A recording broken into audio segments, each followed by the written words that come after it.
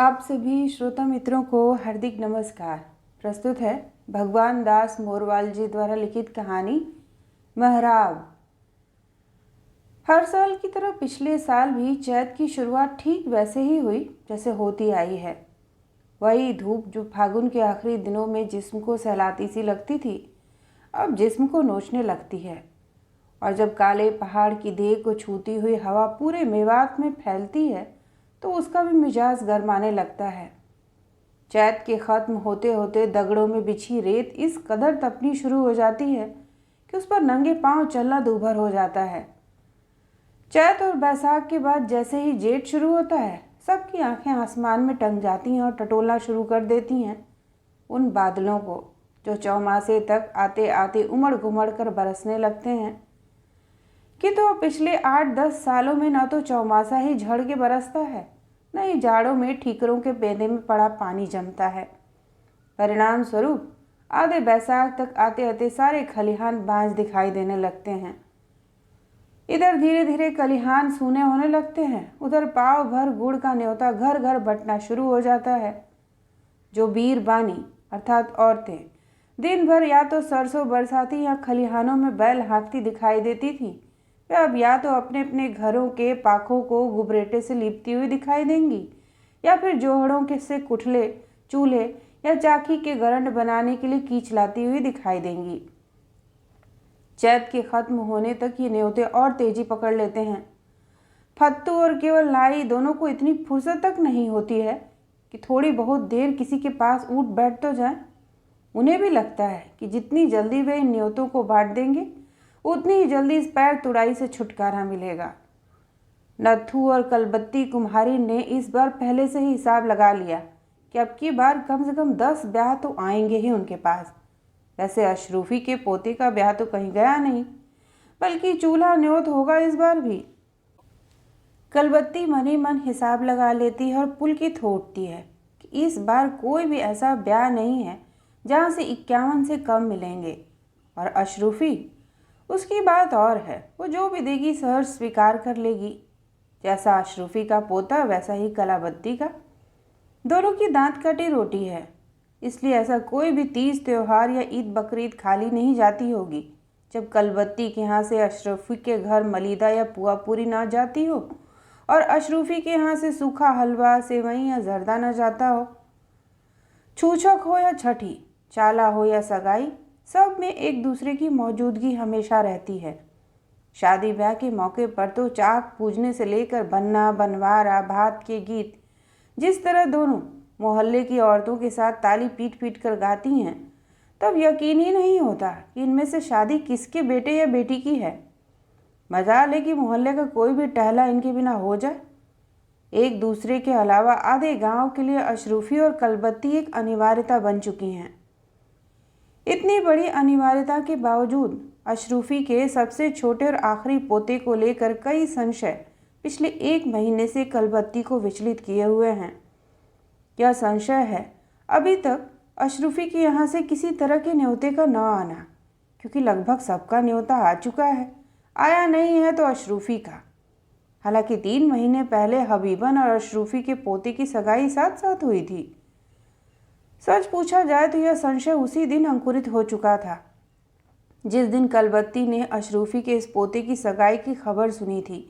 लेकिन जिस तरह की अफवाह पूरे गांव में व्याप्त थी, वह मात्र अफवाह नहीं बल्कि वास्तविकता की दहलीज पर पहली दस्तक थी। कलबत्ती तो सुनते ही अशरूफी को ढेर सारी लानत मलानत देने उसके घर पहुंच भी गई, किंतु यह तो अच्छा ही हुआ कि अशरूफी अपने पीहर गई हुई थी, वरना खूब सुनने को मिलता उसे। कलबत्ती भुनभुनाती हुई वापस आ गई थी।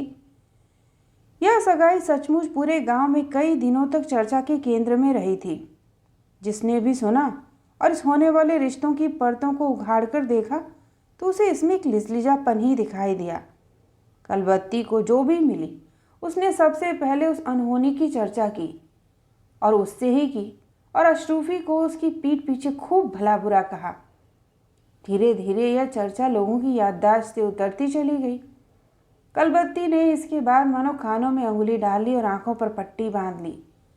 जो उत्साह कलबत्ती के अंदर अशरूफी के बेटे अख्तर खान और उसके बाकी के पोतों के ब्याह के समय था, वह उत्साह भी अंततः हताश होकर चुप बैठ गया। लेकिन बावजूद इस सब के कलबत्ती के अवचेतन में कई जाने अनजाने काल्पनिक चित्र बनते बिगड़ते रहे।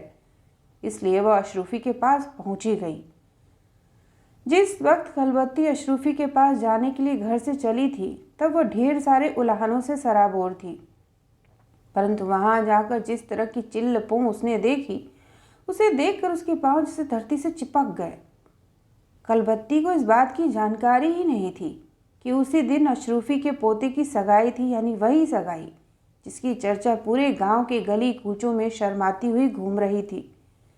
या तो अच्छा हुआ जो हबीबन की नज़र उस पर पड़ गई, वरना कितनी देर वह बीच दगड़े में खड़ी रहती पता नहीं। हबीबन ने अशरूफी को कलबत्ती के आने की खबर दी तो अशरूफी लपकी हुई बाहर आई और कलबत्ती को अंदर ले गई।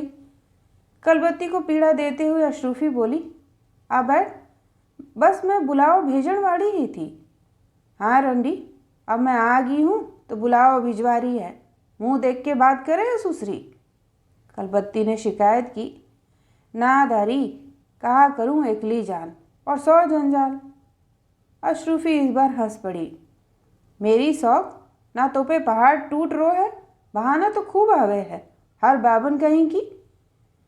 दारी कलबत्ती तो बेमतलब कायल करे है। आखिर अशरूफी ने अपनी गलती का एहसास करते हुए कहा था। देखते ही देखते अशरूफी का पूरा आंगन भर गया था। 100 वाट के कई लट्टुओं की रोशनी में भीगे हुए बच्चों की चिल्लपों से पूरा माहौल चंचलता लिए हुए था।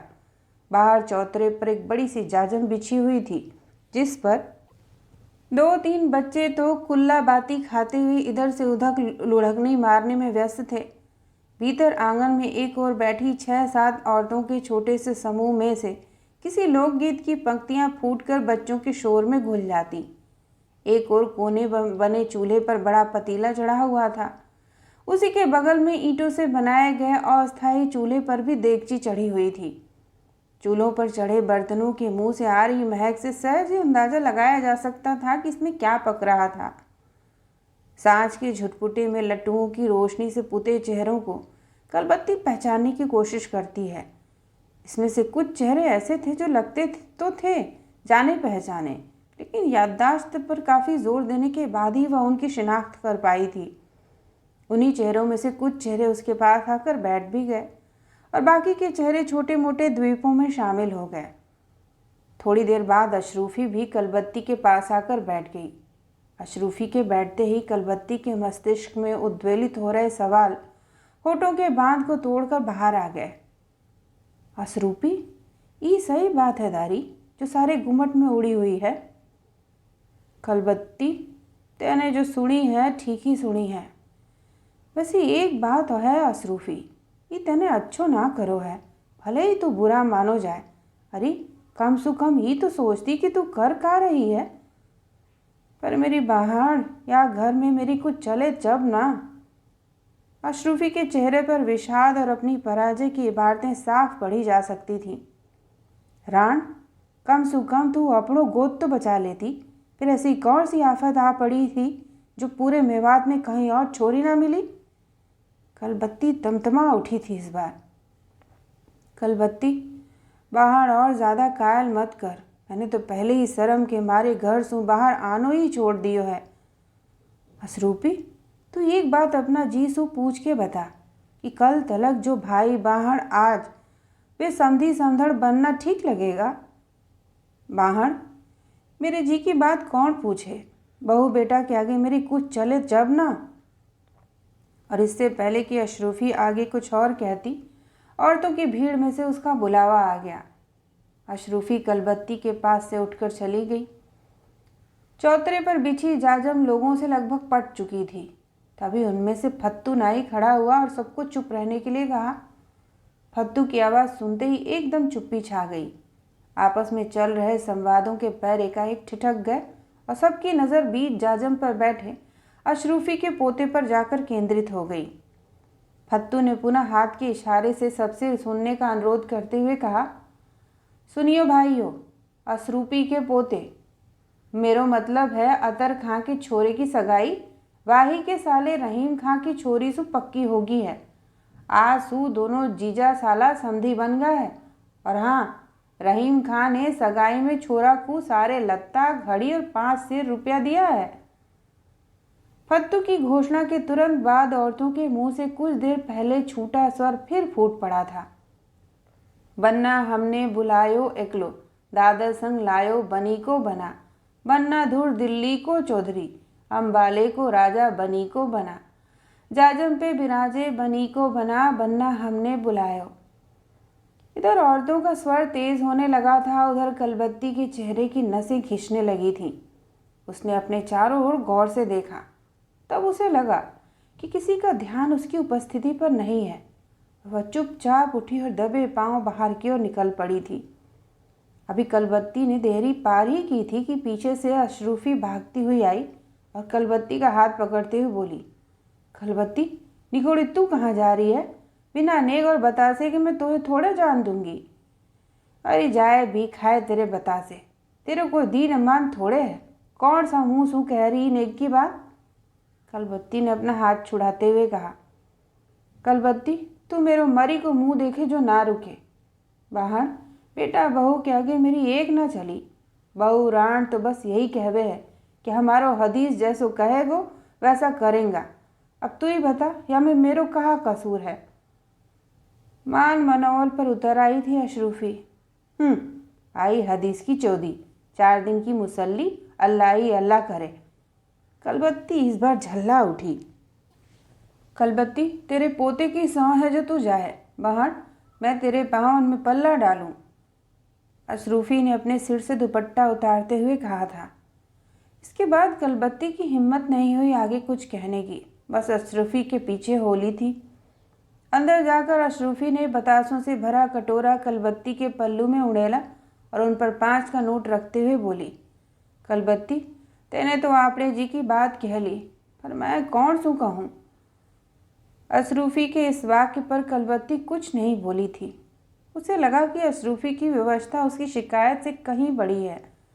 चुपचाप बाहर आई और अंधेरे में रास्ते को टटोलती हुई घर की ओर चल दी। रास्ते में कलबत्ती ने कई बार पल्लू में पड़े बतासों और 5 के नोट को देखा था। बार बार उसका हाथ उन्हें छूने के लिए तो बढ़ता, किंतु फिर वापस खींच आता। उसे लगा जैसे उसके हाथ किसी अनैतिकता की कीच से सने हुए हैं। कई बार उसकी जीभ ने भी चुपके से बतासों का स्वाद चख लेने को कहा था, किंतु उसे भी निराश होना पड़ा। इसी ऊहापोह में घर आ गया। ईशा की अजान को लगे काफ़ी देर हो चुकी थी। कलबत्ती ने बतासों को थाली में डालकर ढक दिया। फिर बहू ने उसे आया देखकर खाना लाकर दे दिया। बहू के हाथ से खाना लेती हुई कलबत्ती बोली, बेटी ये बतासे ले जा, बालक खा लेंगा। बहू ने बतासों की थाली उठाए और उसे लेकर ओसारे में चली गई। खाना खाने के बाद खाट में लेटते ही एकाएक बरसों बाद पुराने मैले कुचैले छाया चित्रों के फटे हुए टुकड़े एक एक कर कलबत्ती के अवचेतन में जुड़ने शुरू हो गए। इन छाया चित्रों में अशरूफी का आंसुओं से भीगा हुआ वह अल्हड़ और निपट गंवई चेहरा भी था, जो मायके से विदा होने के बाद रास्ते भर रोते रोते सुर्ख हो गया था। बहली में सिमटी दुबकी नई नवेली अशरूफी ने जैसे ही ससुराल के दरवाजे पर पांव रखा था, एक हुक के साथ उसकी रुलाई फूट पड़ी थी। बहली को घेरे खड़ी औरतों ने जैसे ही उसका रोना सुना, सब ठहाका मारकर हंस पड़ी थी। दादी रसूली अशरूफी के पास आए और उसे डांटते हुए कहा था, अरे चुप भी हो जा, ये तेरो पीहर ना है, ससुराल है, ऐसी अपने बाप की लाड़ो ना है समझी। दादी रसूली के कहते ही एक बार फिर सब ठठाकर हंस पड़ी। दूसरी बार इस ठहाके पर अशरूफी को लगा था कि जरूर उससे कोई बेवकूफ़ी हो गई है, और अगले ही पल उसने रोना बंद कर दिया था। इस दिन को याद कर आज भी कलबत्ती कई बार जब अशरूफी से चुटकी लेती है तो झुर्रियों से पटा चेहरा सुर्ख हो उठता है। हालांकि कलबत्ती भी अशरूफी से महीना भर पहले ही ब्याह कर आई थी इस गांव में।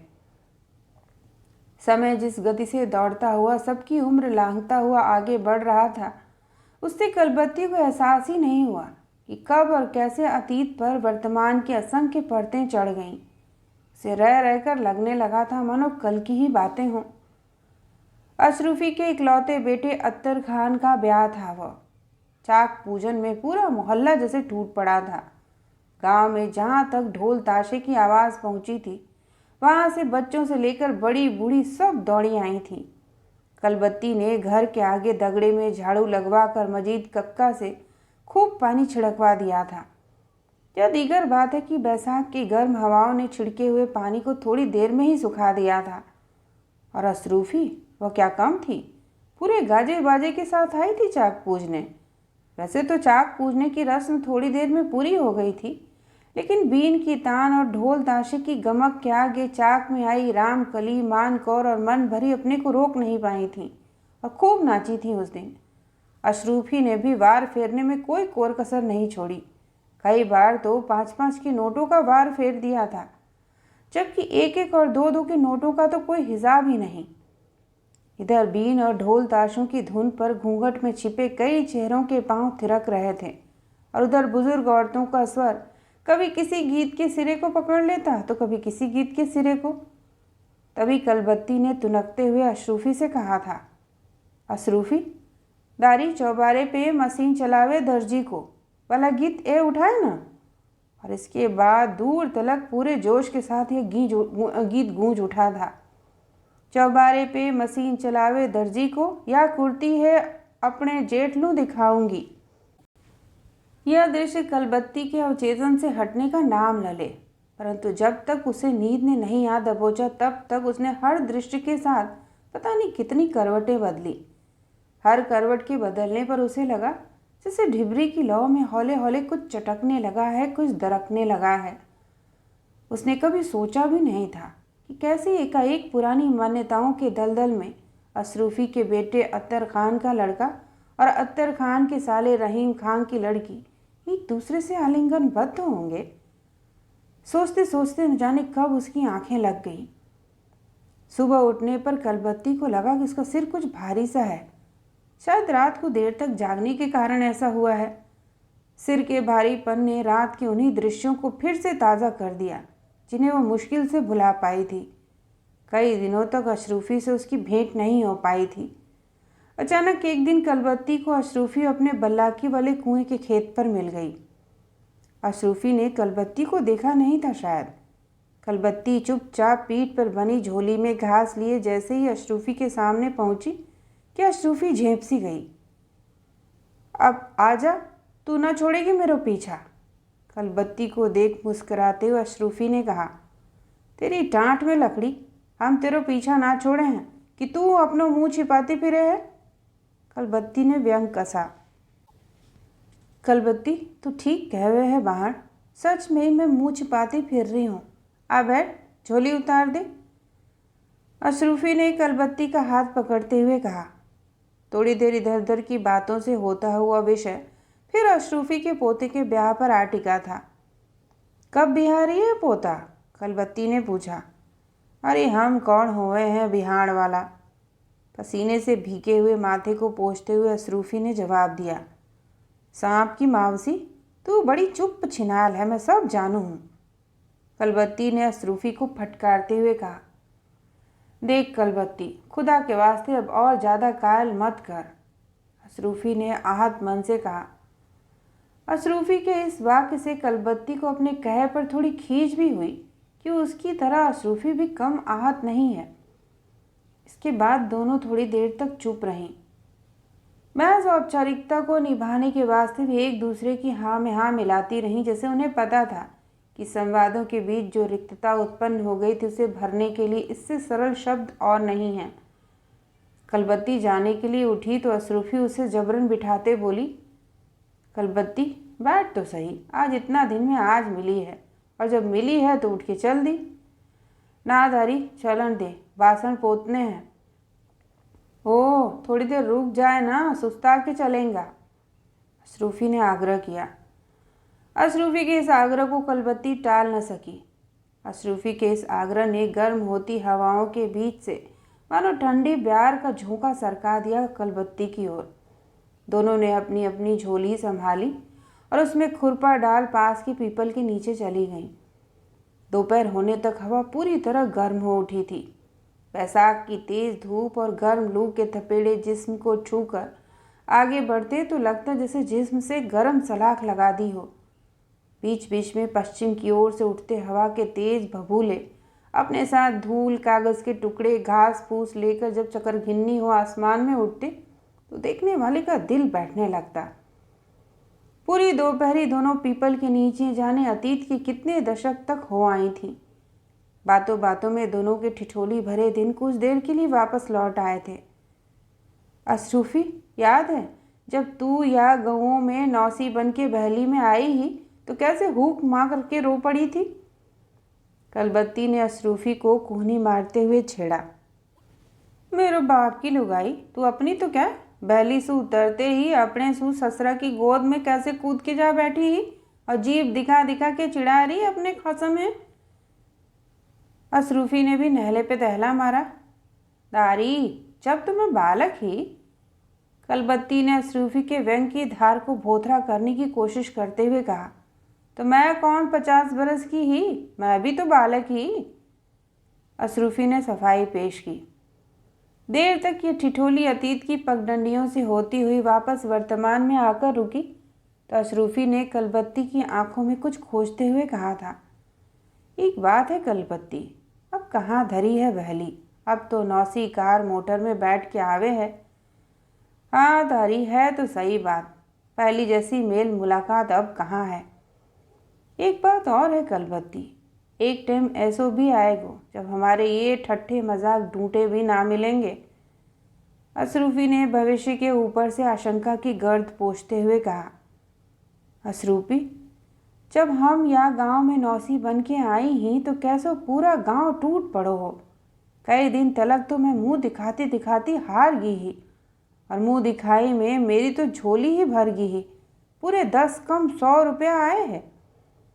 अब किसे फुर्सत है अशरूफी, कलबत्ती ने निश्वास छोड़ते हुए कहा। कलबत्ती जी तो मेरो भी बहुत करे है कि अपने पोते के बियाह पे खूब चोचले करूं, खूब गाजे बाजे के साथ अपने पोते को चाक पुजवाऊं, पर कहा करूं मेरी तो ये बहू है ना, रंडी है बड़ी छिनाल। अरे 5 वक्त में अभी नमाज पढ़ूँ हूँ, कलमा कुरान सब पढ़ूँ हूँ, पर बहू बेटा तो बस एक ही बात कहवे हैं, जो हमारो हदीस कहेगो हम तो वैसा ही करेंगे। अशरूफी के इन शब्दों में कुछ न कर पाने की व्यवस्था साफ झलक रही थी। तो बहू बेटा आपकी बार चाक भी ना पूजा आऊँगा। हाँ कलबत्ती, यही शर्म के मारे तो मैं मुंह छुपाती फिर रही हूँ। सगाई वाले दिन बेटा ने 2 टूक मना कर दी। दारी अशरूफी, अच्छो हदीस है तिहारो, ले बता चाक पुजवाने में भी तू हमसू कुछ छीन रही है। अरे या बहाने हम भी अपने चाव चोचले मिटा लेवे हैं। पर कलबत्ती तू घबरा मत, मैं जिंदी जीवती रही ना तो वैसे ही ठाट बाट के साथ चाक पूजेगो जैसे मैंने अपने अत्तर खां के ब्याह में पुजवायो हो। खूब अपने चाव चोचले पूरे करियो। एकाएक अशरूफी की आवाज़ में न जाने कहाँ से खनक पैदा हो गई। अशरूफी, तू कह तो रही है, पर बेटा बहू के आगे किसकी चली है? जबरन मुस्कुराने की कोशिश करते हुए कलबत्ती ने संशय का भारी सा पत्थर रख दिया अशरूफी के आगे। कलबत्ती के इस वाक्य पर अशरूफी बस कलबत्ती को देखती रह गई। उसके मुंह के शब्दों की छोटी सी लड़ी फूटी थी। तू तू चिंता मत कर कलबत्ती, अभी अशरूफी मरी ना है। इसके बाद दोनों ने वहां से उठना ही बेहतर समझा। आधे बैसाख तक आते आते सूरज जैसे जैसे ऊपर चढ़ने लगता है वैसे वैसे वह आग को अपनी अंजुरी से भर भर कर धरती पर उड़ेलना शुरू कर देता है।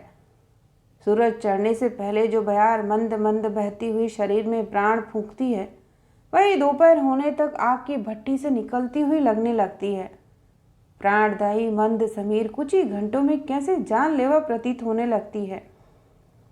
उस दिन कलबत्ती नत्थू के पास बैठी हुई बर्तनों का हिसाब लगाने में व्यस्त थी। नत्थू बीच बीच में मटके को घड़ता हुआ उसकी बात में हाँ हूँ मिला देता। तभी ठीक दोपहरी में अपने सिर पर गुड़ की परात रखे फत्तू आया और उसके सिर से उतारते हुए बोला, ताऊ सलाम। आ भाई फत्तू, किसको नौता लायो है? मटके को घड़ना बंद कर नत्थू ने पूछा। ताऊ, असरूपी को नौता है, फत्तू ने जवाब दिया। बिहा कब को है? कलबत्ती ने गुड़ की डली लेते हुए पूछा। चांद की 4 तारीख को, फत्तू ने कहा। ये 14 तारीख है कब? कलबत्ती ने जैसे स्वयं को पूछा। अरे ताई, पूनू अर्थात पूर्णिमा सु 1 दिन पीछे पड़ेगी या ई महीना में है। अच्छो ताई, पहले 1 घड़ी पानी पिया दे। भाई कुम्हार के घर जाओ और प्यासा आ जाओ, हो ही ना सके, फत्तू ने हंसते हुए कहा। कलबत्ती अंदर से पानी लाई और फत्तू को पिलाने लगी। फत्तू ने दोनों हाथों से ओक बनाई और एक ही सांस में पानी से भरी घड़ी को गटागट रीता कर गया। वाह भाई, कुमार के घर जाने में ये सुख होवे है कि कम से कम ठंडो पानी तो मिले है। कंधे पर रखे अंगोछे से फत्तू ने मुंह पोछा और उठते हुए बोला। अच्छो ताऊ, नौता गे रही हो। फत्तू नाई के अनायास आने ने कलबत्ती की सारी योजनाएं गड्ढमड्ढ कर दी। देर तक किसी ताने बाने में उलझी रही कि इन 16-17 दिनों में वह कैसे असरूपी के ब्याह के लिए बर्तन तैयार करा पाएगी। अभी तक न तो वह चाक नौतने आई है, न उसने ब्याह की तारीख उसे बताई है। कलबत्ती की समझ में कुछ नहीं आ रहा था उस समय। शाम को कलबत्ती सीधी असरूपी के पास गई। उस समय अशरूफी घर के पास ही थी। पास में बैठी थी उसकी बहू असगरी और खाट पर बैठा था अतर खान। शायद किसी बात को लेकर विचार विमर्श हो रहा था। अरे आजा, हम तेरी ही बात कर रहे हैं। असगरी, पीड़ा उठा ला। कलबत्ती को धेरी लांग कर आता देख अशरूफी ने कहा। बूढ़ी सलाम, कहते हुए बहू ने कलबत्ती को सलाम किया। छिड़ाल, ले मैं तो आ गई, कहाँ बात कर रही है मेरी, अब बता, असगरी से पीड़ा लेते हुए कलबत्ती बोली। अरे बात कहा ताई, यही कि कितनी ढूमरी बनवानी है। अशरूपी के जवाब देने से पहले ही अतर खान ने जवाब दिया। और चाक कब पूजेगो? दिन ही कितना बचा है? कलबत्ती ने साधिकार पूछा। ओ बूढ़ी, हम तो अपने घर ही गाली दे लेंगा। ले अभी सुन ले, कुमार का बासड़ बनाना छोड़ दे कुमार का। कहते कहते अशरूफी की बहू अस्करी ठाका मारकर हंस पड़ी। घर आन में शर्म लगे है, कलबत्ती ने मटकते हुए कहा। ना ताई, शर्म की कहा बात है, अपनो घर है, पर अब की बार सोच रहा है कोई चाक पाक न पूजे। अरे 5-7 मटके ही तो मंगाने हैं, ऊ को ब्याह के पीछे भी मंगा लेंगे। अत्तर खान ने एक तरह से अपना फैसला सुनाया।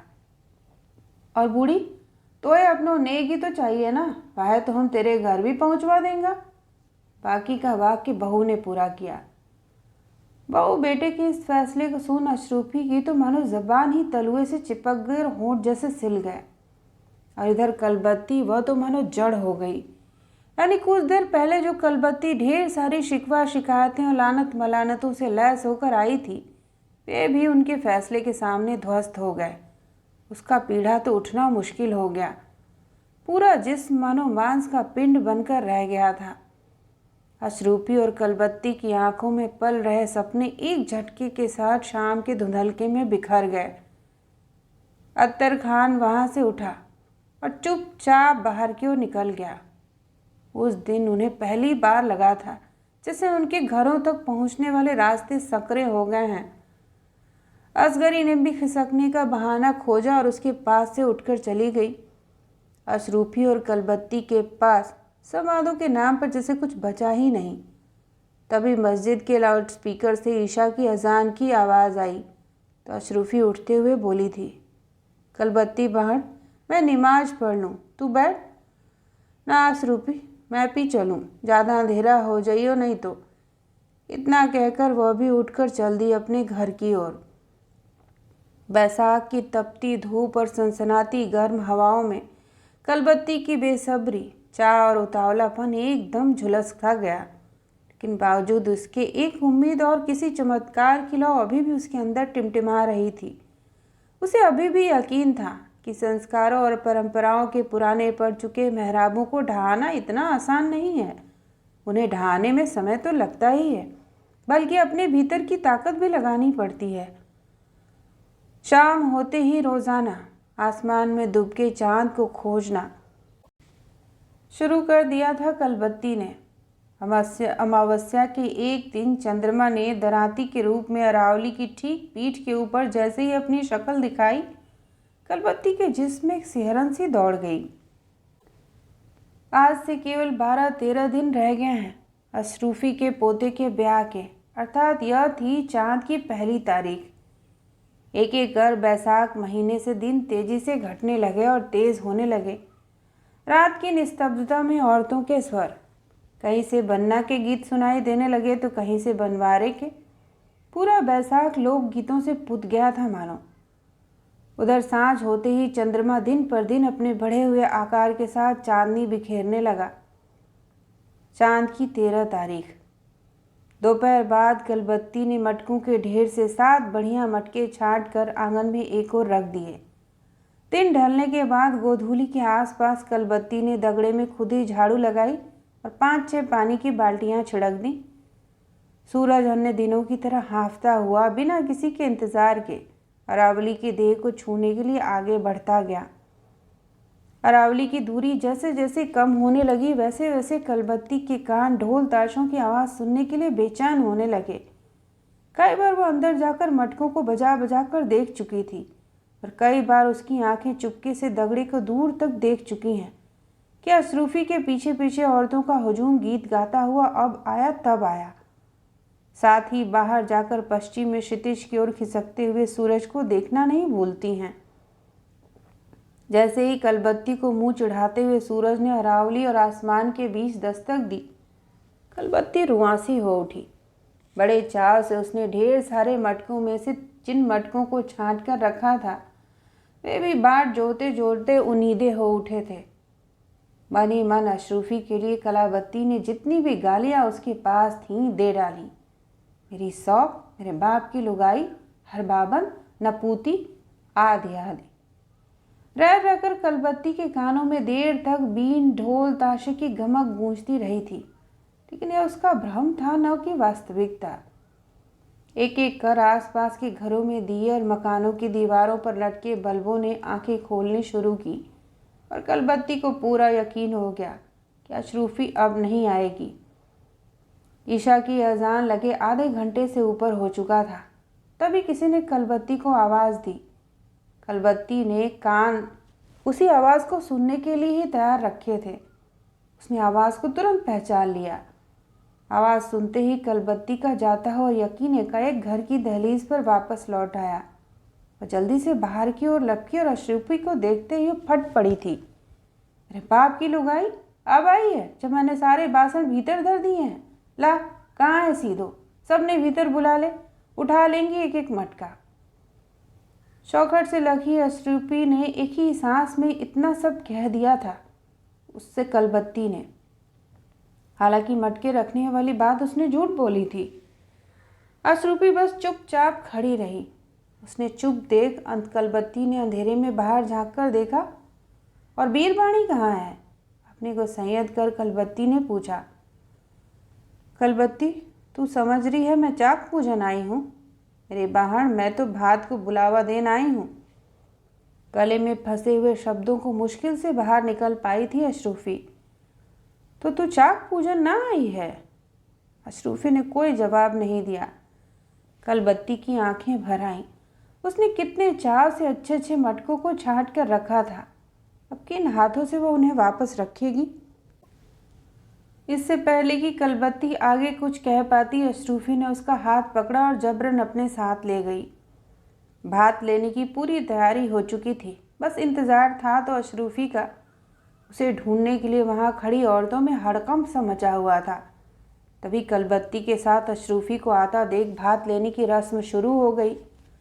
अतर खान का साला यानी असगरी का भाई रहीम खान, जो अब उसका समधी भी है, सिर पर गुड़ की भेली और कुछ कपड़े रखकर बीच चौखट पर आ गया। उसके आते ही औरतों का स्वर इन पंक्तियों को दोहराने लगा। भाई अच्छो भरियो भात बाहर टोटा में।